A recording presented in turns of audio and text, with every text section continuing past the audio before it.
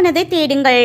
Solomon ராஜாவான உடனே தேவன் கனவுல வந்து உனக்கு என்ன வேணும்னு கேட்குறாரு. நம்மளா இருந்தா எதிரிகளை ஜெயிக்கணும், ஐஸ்வர்யம், ஃபேமஸ்னு ஏதாவது கேட்போம்.